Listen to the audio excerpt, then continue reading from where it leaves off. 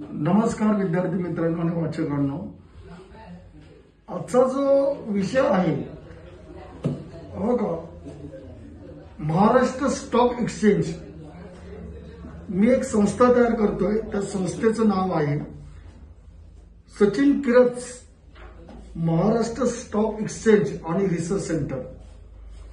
त्या संस्थेचं नाव काय आहे? सचिन किरच, हे रजिस्टर्ड नाव आहे। सचिन किरच Maharashtra stock exchange and research centre नावाची एक संस्था तयार करतोय। तर या संस्था ही संशोधनाची काम करते। या संशोधनाचे म्हणजे जो उपक्रम आहे, हा जो रिसर्च सेंटर आहे, याच्या सहाय्याने आम्ही महाराष्ट्र स्टॉक एक्सचेंज किंवा मुंबई स्टॉक एक्सचेंज नावाचा एक नवीन स्टॉक एक्सचेंज काढतोय। काय माहितीये का की महाराष्ट्र ही एक आर्थिक महासत्ता आहे। अमेरिकेच्या आर्थिक महासत्तेला शिव देण्याची ताकद भारतामध्ये जर कुठल्या राज्यात असेल ना, तर ती महाराष्ट्र राज्यात आहे। तर महाराष्ट्र जे आहे ना, महाराष्ट्र एक पुस्तक लिहिलेलं आहे की महाराष्ट्र जागतिक आर्थिक महासत्ता आणि मुंबई जगातील सर्वात श्रीमंत शहर नावाचं मी एक पुस्तक लिहिलेलं आहे। ते पुस्तक या संस्थेच्या वतीने, त्याच्यामध्ये जो रिसर्च आहे तो या संस्थेच्या वतीने मी केलेला आहे। तर महाराष्ट्र स्टॉक एक्सचेंज आशिया खंडातला सगळ्यात पहिला स्टॉक एक्सचेंज मुंबईला निर्माण झालेला आहे।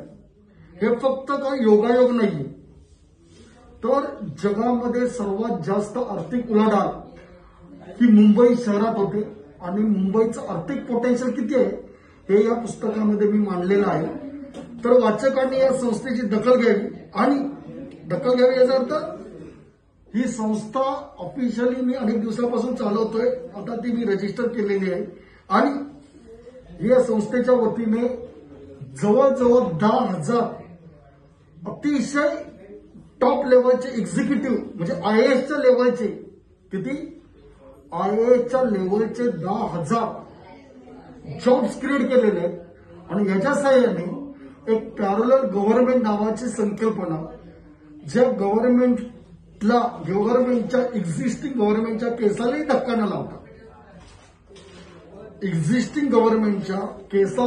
न लावता, ही जी महाराष्ट्र स्टॉक एक्सचेंज जी आहे, सचिन किरच महाराष्ट्र स्टॉक एक्सचेंज नावाची एंटिटी जी आहे, ही एंटिटी एक पॅरलल गव्हर्नमेंट चालवणार आहे आणि त्याच्यामध्ये IAS लेवलचे 10,000 जॉब्स क्रिएट करण्यात येणार आहे।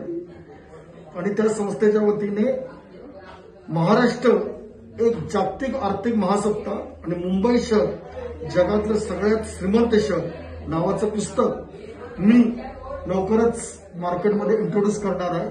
तर हे पुस्तक वाचकांनी वाचावं आणि या संस्थेची माहिती घेण्याचा प्रयत्न करावा, ही माझी नम्र विनंती। थँक्यू, धन्यवाद।